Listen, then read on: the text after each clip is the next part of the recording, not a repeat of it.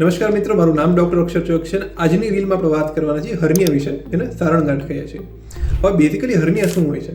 જ્યારે બી આપણે બોડીના કમ્પાર્ટમેન્ટમાં કોઈ બી એક ઓર્ગન છે તે એના થ્રુ બીજા કોઈ કમ્પાર્ટમેન્ટમાં જઈએ છે, એ વસ્તુને આપણે હર્નિએશન અથવા તો હર્નિયા કહીએ છીએ.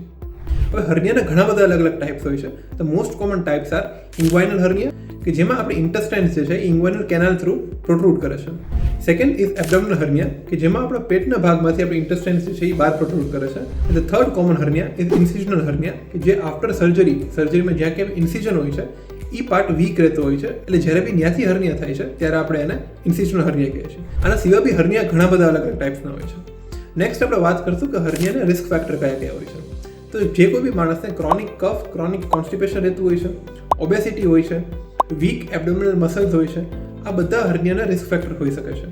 ઓલ્સો પોસ્ટ સર્જરી બી હર્નિયા થવાનો રિસ્ક વધી જતો હોય છે.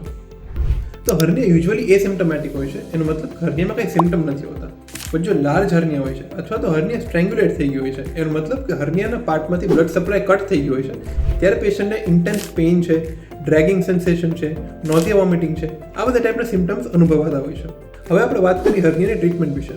હર્નિયામાં બેઝિકલી મેડિકલ મેનેજમેન્ટ નથી હોતું. હર્નિયાનું ઓનલી મેનેજમેન્ટ ઇઝ સર્જિકલ, અને હવે with the advent of laparoscopic surgery હર્નિયાનું ઓપરેશન ઘણું સેફ અને સિમ્પલ થઈ ગયું છે. તો આવી જ રીતે હેલ્થ અવેર રહેવા માટે ડુ ફોલો ફોર મોર.